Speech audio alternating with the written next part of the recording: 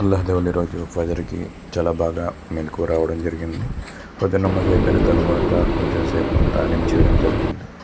وإن الذين أوتوا الكتاب لا يعلمون أنه الحق من ربهم وما الله بغافل عما يعلمون.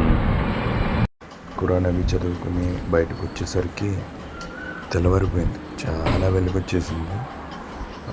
ఇంకా నాకు కొంచెం ఆకలిగా అనిపించి ఏం చేయాలి అని బయటకు వచ్చేసరికి ఒక సాంబార్ ఉంటుంది. అందులో ఒక వేడిగా సాంబార్ ఇట్లా తినేసి ఈరోజు జోహర్ చాలా తీవ్రంగా ఉంది. ఈరోజు ఇషా నమాజ్కి చాలా